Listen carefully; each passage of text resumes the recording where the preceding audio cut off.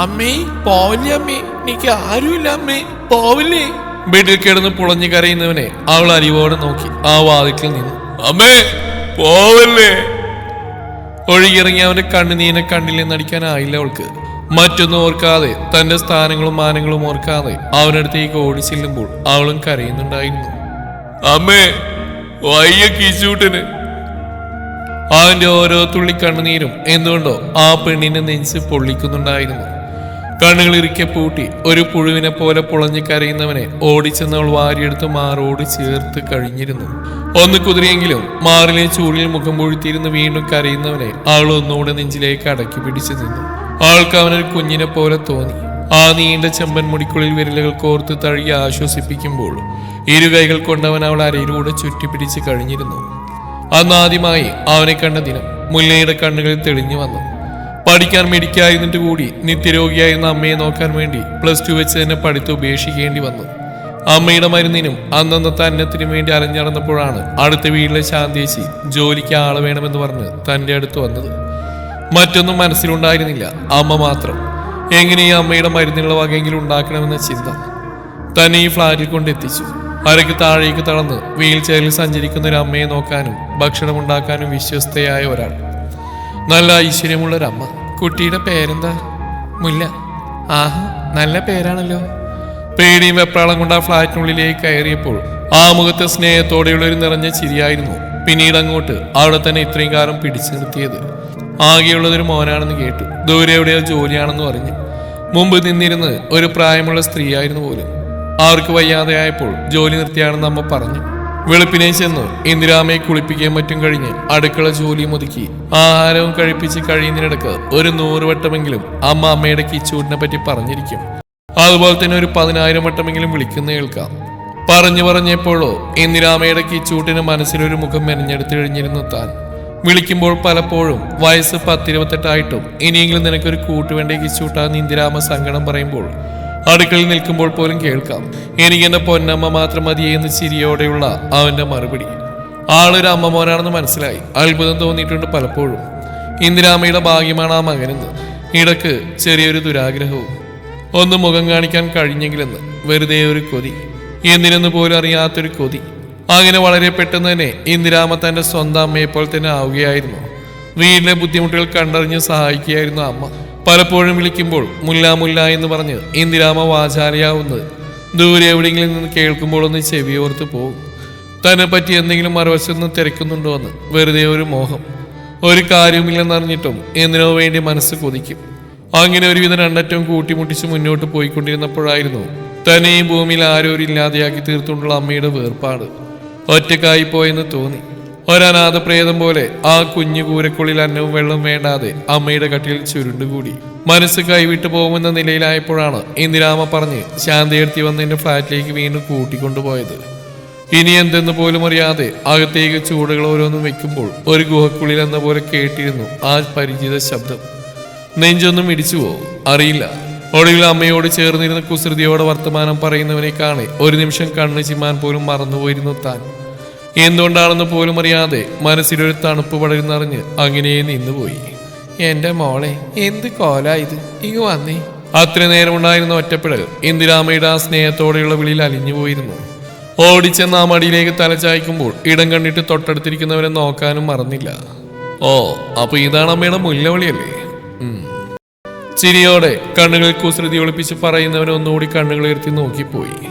എന്റെ കൊച്ചിനെ കളിയാക്കല്ലേ കിച്ചൂട്ടാ. ആളുടെ തുടയിലൊന്നടിച്ച് ഇന്ദിരാമ തന്നെ ചേർത്ത് പിടിച്ചു. കളിയാക്കിയതല്ലമ്മേ, ഇഷ്ടമായിട്ടല്ലേ?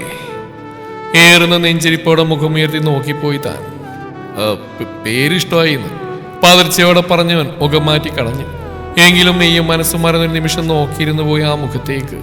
വല്ലാത്തൊരു ഭംഗി പോലെ അവന്റെ ചിരിക്ക്. ആ മീശത്തുമ്പിലും നെറ്റിയിലേക്ക് ചാടിക്കിടക്കുന്ന ചെമ്പൻ മുടികളിലും ആ കുസൃതി കണ്ണുകളിൽ നോക്കിയിരിക്കെ ഇടത് കവളിൽ തെളിഞ്ഞു വന്ന നുണക്കുഴിയിൽ അവളുടെ കണ്ണുകൾ തടഞ്ഞു നിന്നിരുന്നു. മുല്ലേ, കണ്ടോ എന്റെ കിച്ചൂട്ടനെ? നിറഞ്ഞ ചിരിയോടെ ഇന്ദിരാമ പറഞ്ഞിരുന്ന തലവിളിക്ക് നോട്ടം മാറ്റി. കാണുന്നുണ്ട് ഞാൻ, മനസ്സ് മന്ത്രിച്ചു. കിഷോർ സത്യാന്നാട്ടോ. ഇന്ദിരാമയെ നോക്കി ചുണ്ടുറപ്പിച്ച് കുറുമ്പോട് അവനും തിരുത്തി. ആയിക്കോട്ടെ, എന്നാലും നീ എന്റെ കിച്ചൂട്ടനല്ലേ? അമ്മയും വിട്ടുകൊടുത്തില്ല. എന്റെയും മനസ്സ് വീണ്ടും കൈപ്പിടിയിൽ ഒതുങ്ങാത്ത പോലെ തോന്നി. തിരികെ വിട്ടിരുന്നില്ല ഇന്ദിരാമ. പഴയ പോലെ തന്നെ അമ്മയുടെ കാര്യങ്ങളൊക്കെ ചെയ്തും ഭക്ഷണം ഉണ്ടാക്കി അവിടെ നിന്നു.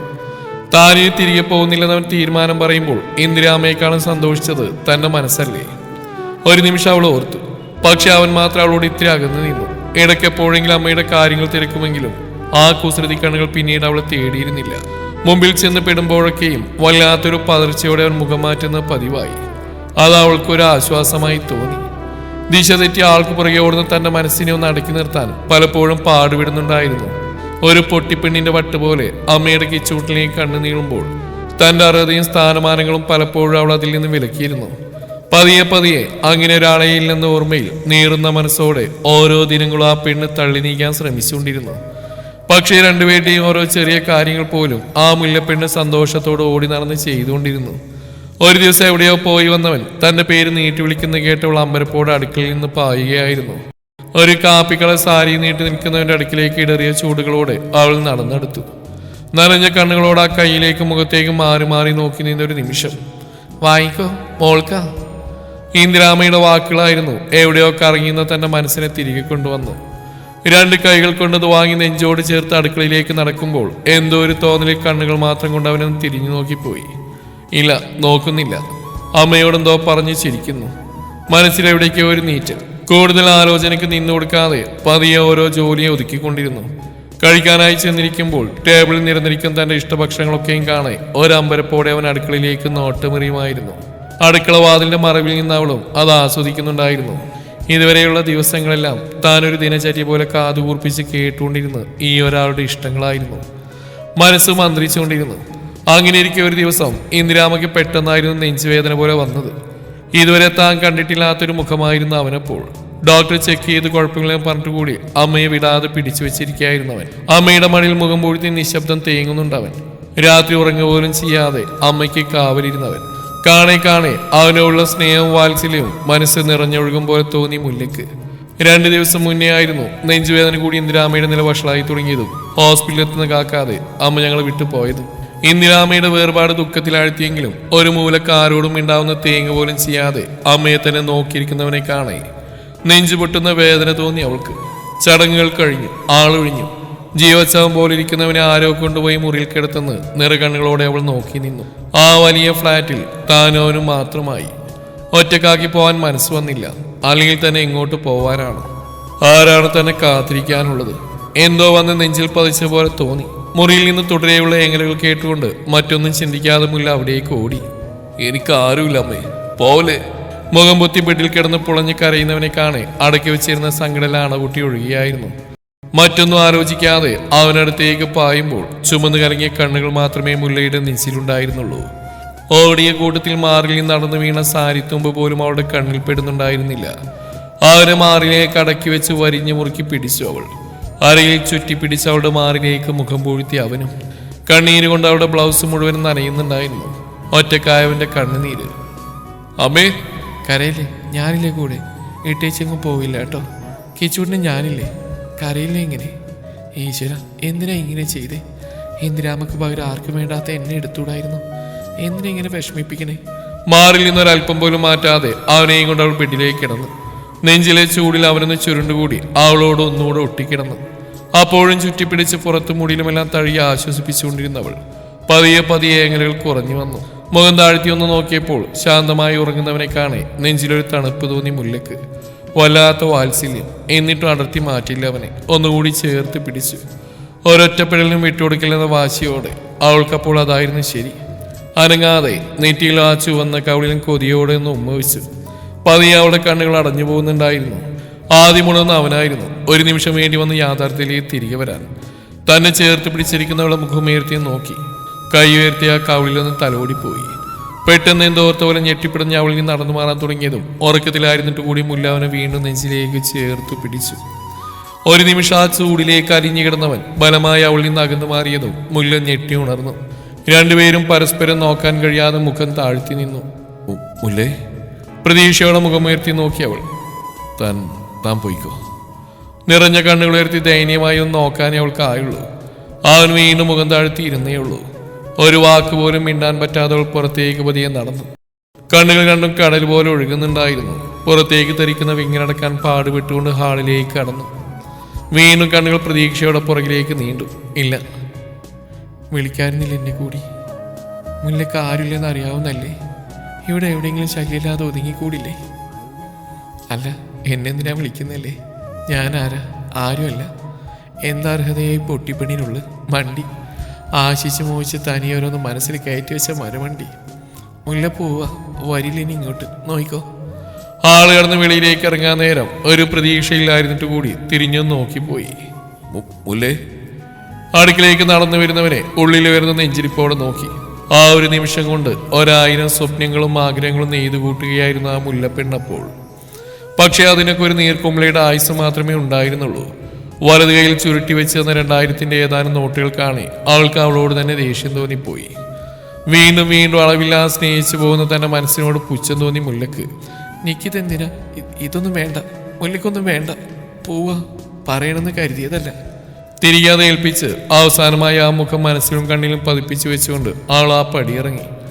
വീണ്ടും ആ ഒറ്റമുറി കൂരിൽ മുല്ലപ്പെണ്ണും ഒറ്റയ്ക്കായി. കരഞ്ഞു കരഞ്ഞ് കണ്ണീര് പോലും വറ്റിപ്പോയിരുന്നു. ഒരു തുള്ളി വെള്ളം പോലും കുടിക്കാതെ അവൾ ആ കിടപ്പങ്ങനെ ദിവസങ്ങളോളം കിടന്നു. ഒടുവിൽ എന്തോ ഒരു തോന്നലിൽ തളർന്നു വീഴാൻ തുടങ്ങുന്ന ശരീരത്തെ ഒരുവിധം കൈപ്പിടിയിലൊതുക്കി. അവൾക്ക് ഏറ്റവും പ്രിയപ്പെട്ട കാപ്പിക്കളർ സാരി വാരി ചുറ്റുമ്പോൾ ഇനിയും തോർന്നിട്ടില്ലെന്ന പോലെ കണ്ണുകൾ വീണ്ടും പെയ്തു. മേശവലിപ്പിൽ നിന്ന് അമ്മയുടെ പഴയ ഗുളികൾ വാരി കൈപ്പിടിയിലൊതുക്കി. ഒരു നിമിഷം മനസ്സിലുള്ള അമ്മമാരുടെ മുഖമൊന്ന് ഓർത്തെടുത്തു. പക്ഷെ അതിലും തെളിമയോടെ നിൽക്കുന്നത് ഇപ്പോഴും ആ കുസൃതി കണ്ണുകളും നുണക്കുഴിയുമായിരുന്നു. ചങ്കുപൊട്ടുമാറുച്ചത്തിൽ കരഞ്ഞുപോയവൾ. ഒപ്പം കൈപ്പിടിയിലൊതുക്കിയ ഗുളികൾ ഓരോന്നായി വായിലേക്കിടാൻ തുനിയവേ കയ്യിലേക്കൊറ്റ തട്ടായിരുന്നു. കൂടെ എന്തോ ശക്തിയിൽ ഇടതുകളിൽ വന്ന് ആഞ്ഞു പതിച്ചവും നിലത്തേക്ക് വീണുപോയി. മുഖം ഒരു വശം കോടിപ്പോയ പോലെ തോന്നിയവൾക്ക്. കവളിൽ കൈവച്ച് കണ്ണുകളുയർത്തി നോക്കിയപ്പോൾ കണ്ടു രൗദ്രഭാവമായി തന്നെ നോക്കി നിൽക്കുന്നവനെ. ചുമന്ന കണ്ണുകളും വിറക്കുന്ന മൂക്കിൻ തുമ്പും ഒക്കെ കാണെ മുല്ലക്ക് ശരീരം വിറക്കുന്ന പോലെ തോന്നി. ഒരിക്കു പോലുള്ള വലത് കൈ വീണ്ടും ഒന്ന് ഉയർന്നു. മുല്ലപ്പെണ്ണ് പേടിച്ച് 2 കൈ കൊണ്ട് കവിള് പൊത്തിപ്പിടിച്ചു പോയി. എന്നാൽ അടുത്ത നിമിഷം കണ്ണുമീഴ്ച തന്നെ നോക്കി നിൽക്കുന്നവളുടെ ഇടുപ്പിലൂടെ വലിച്ചടുപ്പിച്ച് ആ വിറക്കുന്ന കീഴ്ച്ചുണ്ടിൽ അമർത്തി കടിച്ചു അവൻ. പെണ്ണിന്റെ കണ്ണൊന്നുകൂടി തള്ളി വന്നും ഒന്നും നുണഞ്ഞു വലിച്ചുകൊണ്ട് അവയെ സ്വതന്ത്രമാക്കി വിട്ടു. ഒരക്ഷരം മിണ്ടാതെ ആളുടെ കൈ പിടിച്ച് കാറിൽ കൊണ്ടുപോയി ഇരുത്തിയവൻ. മുല്ല അപ്പോഴും നടക്കുന്ന എന്താണെന്ന് മനസ്സിലാവാതെ സന്തോഷിക്കണോ സങ്കടപ്പെടണോ എന്ന അവസ്ഥയിലും കാറ് പാർക്ക് ചെയ്ത് ആള് വിടാതെ വലത് കൈ പിടിച്ചവൻ ആ ഫ്ലാറ്റിലേക്ക് കയറി. നേരെ നിലവിളക്ക് കത്തിച്ചു വെച്ച ഇന്ദിരാമ്മയുടെ ഫോട്ടോക്ക് മുമ്പിൽ കൊണ്ടു ചെന്ന് നിർത്തി. അന്നൊരിക്കലും അമ്മ കളിയാക്കി പറഞ്ഞൊരു വാക്കില്ലേ, എന്റെ മുല്ലയെ കൈ പിടിച്ച് കൊണ്ടുവന്നൂടെ നിനക്കെന്ന്. അന്നത് കളിയായി തള്ളിയെങ്കിലും പിന്നീടപ്പോഴും അമ്മയുടെ മുല്ലവളി എന്റെ നെഞ്ചിൽ പടർന്നുപോയി. അമ്മയുടെ അനുഗ്രഹം ഉണ്ടാവുമെന്നറിയാം. കേട്ടത് വിശ്വാസം വരാതെ ആ മുഖത്തേക്ക് തന്നെ അമ്പരന്ന് നോക്കിയെന്ന് പോയി. കരഞ്ഞില്ല, പക്ഷേ കണ്ണുകൾ തോരാതെ ഒഴുകിക്കൊണ്ടിരുന്നു. നെഞ്ചിപ്പം ഇടിച്ച് പൊട്ടുമെന്ന് തോന്നിപ്പോയി. കൈവെള്ള രണ്ടും തണുത്തു വിറച്ചു. കഴുത്തിലെന്തോ മുറുകുന്ന പോലെ തോന്നി കണ്ണുകൾ താഴ്ത്തി നോക്കിയപ്പോൾ ആദ്യം കണ്ടത് നെഞ്ചിൽ പറ്റിക്കിടക്കുന്ന കിഷോർ സത്യ എന്ന് ഭംഗിയിൽ ആലോചന ചെയ്തിരിക്കുന്ന ആലിലത്താലിയാണ്. ഈശ്വര, ശരീരം തളർന്നു വീഴുമെന്ന് തോന്നിയതും ആ കൈകൾ അരയിലൂടെ ചുറ്റിപ്പിടിച്ചിരുന്നു. നിമിഷങ്ങൾക്കകം തന്നെ നെറുകിൽ അവന്റെ വിരലുകൾ സിന്ദൂരം നീട്ടി വരച്ചു. കണ്ണുകൾ നിർവൃതിയിൽ കൂമ്പി അടഞ്ഞു. നടക്കുന്നത് സ്വപ്നമാണെന്ന് തോന്നി. നിറഞ്ഞ കണ്ണുകൾ അമർത്തി തുടച്ച് ചുറ്റിനും വീണ്ടും നോക്കി. ഇല്ല, പകല് പോലെ സത്യം. അതൊന്നുകൂടി ഉറപ്പാക്കും വിധം നെറുകയിൽ അവന്റെ ചുണ്ടുകളുടെ തണുപ്പ് വളർന്നു. ഒപ്പം ആ നെഞ്ചിന്റെ ചൂടും ഒന്നുകൂടി വലിഞ്ഞു മുറുക്കി ആ നെഞ്ചിലേക്ക് ചേർത്തു. അതേപടി പൊക്കിയെടുത്ത് റൂമിലേക്ക് നടന്നവൻ ബെഡിലേക്കിട്ട് തന്റെ ഇരുവശത്തും കൈകുത്തി മുഖത്തേക്ക് തന്നെ നോക്കി നിൽക്കുന്നവനെ മിഴുങ്ങസ്യമട്ടിൽ കണ്ണുമിഴിച്ച് നോക്കിക്കിടക്കാനേ മുല്ലപ്പെണ്ണിനായുള്ളൂ. അപ്പെന്നെ ഇഷ്ടാണല്ലേ? ഓമി നീരൊന്നിറക്കി ഉള്ളിലുള്ള അതുപോലെ ചോദിച്ചു പോയി. പിന്നെ ആര് പറഞ്ഞു? ഞാൻ ചുമ്മാ അറിഞ്ഞ കുസൃതി ചിരിയോടാൻ പറഞ്ഞു. മുഖമേർപ്പിച്ച് എഴുന്നേറ്റ് പോകാൻ നോക്കുന്നവളെ പഴയപടി വീണ്ടും പിടിച്ചെടുത്തിയവൻ. എന്നിട്ടും നീ എന്നെ ഒറ്റക്കാക്കി പോയില്ലേ? നിറഞ്ഞ കണ്ണുകളോടെ പറയുന്നവൻ അത്ഭുതത്തോടെ നോക്കിക്കിടന്നവൾ. ഒറ്റക്കാക്കി പോയെന്നോ? എന്നെ പറഞ്ഞു വിട്ടിട്ട് പറയുന്ന കേട്ടില്ലേ? ഞാനിങ്ങനെ വീടെത്തിയെന്ന് എനിക്ക് തന്നെ അറിയില്ല. അപ്പോഴാ എന്നിട്ട് 2 ദിവസം വരുമെന്ന് കരുതി കാത്തിരുന്നില്ലേ? എന്നിട്ടും കാണാഞ്ഞല്ലേ ഞാൻ? പരിഭവത്തോടെ പറയുന്നവരുടെ മുഖമാകെ അവന്റെ കണ്ണുകൾ അലഞ്ഞു നടന്നു. ഞാൻ പോകാൻ പറഞ്ഞങ്ങ് പോവുക ചെയ്യാം. എനിക്ക് നല്ലോണം ദേഷ്യം തോന്നി, സങ്കടം തോന്നി. അപ്പോ അവന്റെ ചിരി കേട്ടു. അതെ, എന്നെ അന്നത്തെ പോലെ ഒന്ന് കിടത്തുവോ? ദേ ഇവിടെ എന്ത് സുഖാണെന്നറിയോ? എന്നെ അമ്മയുടെ മടി കിടക്കും പോലെ. അവന്റെ നിറഞ്ഞ കണ്ണുകൾ കാണെ അവളുടെ കണ്ണുകളും നിറഞ്ഞു വന്നു. വാത്സല്യമായിരുന്നു അവൾക്കപ്പോൾ അവനോട് തോന്നിയത്, അടങ്ങാത്ത വാത്സല്യം. മാറിൽ നിന്നും ആ സാരി തലപ്പ് അവൻ എടുത്തു മാറ്റിയതും ആളവനെ നിറഞ്ഞ മനസ്സോടെ നെഞ്ചിലേക്ക് ചേർത്ത് കിടത്തി. ആളെ ചുറ്റിപ്പിടിച്ച് ആ കഴുത്തിരിക്കിലേക്ക് മുഖം പൂഴ്ത്തി വെച്ചവൻ. നല്ല തുളസിയുടെ മണാ നിനക്ക്. അടിവാറ്റിൽ നിന്ന് എന്തോ പാഞ്ഞു കയറും പോലെ പരവേശം തോന്നി മുല്ലക്ക്. മുല്ലപ്പെണ്ണ്, എനിക്ക് ആരുമില്ലടി. ആ പക്ഷെ എനിക്കിപ്പോ ഒരാളുണ്ട്. ആ അതാരാ? എന്റെ കിച്ചൂട്ടൻ. നിക്കുണ്ട്. അതാരാ? എന്റെ മുല്ലവളി. നീ എന്നെ ഇട്ടേച്ചു പോയപ്പോ എനിക്ക് രണ്ടുപേരുടെയും കണ്ണുകൾ നിറഞ്ഞൊഴിക്കൊണ്ടിരുന്നു. ആളവന്റെ മുഖം പിടിച്ചെടുത്ത് തുരുതുരാ ഉമ്മവിച്ചു പോയി. ഒടുവിൽ മാറിലായി മുഖം പൂഴ്ത്തി അവളിലേക്ക് ആഴ്ന്നിറങ്ങുമ്പോൾ വില്ലുപോലെ വളഞ്ഞു വരുന്നവൾ അവനൊന്നാകെ നെഞ്ചിലേക്ക് ചേർന്ന് പൊതിഞ്ഞു പിടിച്ചു. അവളൊരു മുല്ലവളി പോലെ അവനെ ചുറ്റി വരിഞ്ഞു കിടന്നു. 2 വർഷങ്ങൾക്കിപ്പുറം എന്റെ കണ്ണന്റെയും പാറുവിന്റെയും അമ്മയായിട്ടും എന്റെ മുല്ലക്കവിടെ ആദ്യത്തെ കുഞ്ഞ് ഇന്നും ഞാൻ തന്നെയാണ്. ഒച്ചയും ബഹളങ്ങളും ഇല്ലാതിരുന്ന ഞങ്ങളുടെ ഫ്ലാറ്റിൽ ഇപ്പോൾ എന്റെ മക്കളുടെ ചിരിയലികളും എന്റെ മുല്ലയുടെ കുറുമ്പുകളും നിറഞ്ഞൊരു സ്വർഗമാണ്. ഇന്നും കണ്ണനെയും പാറുവിനെയും നെഞ്ചോട് ചേർത്ത് കിടത്തുമ്പോൾ ഇത്തിരിയിടം എനിക്കായോള് മാറ്റിവെക്കാറുണ്ട്. എന്റെ പെണ്ണൊരു മുല്ലവളി പോലെ എന്നെയും മക്കളെയും ചുറ്റി വരിഞ്ഞങ്ങനെ നെഞ്ചിലേക്ക് ചേർത്ത് കിടത്തും. ഒരിക്കലും കൈവിട്ട് കളയില്ലെന്ന പോലെ, നീ എൻ മുല്ലവള്ളി എന്ന പോലെ.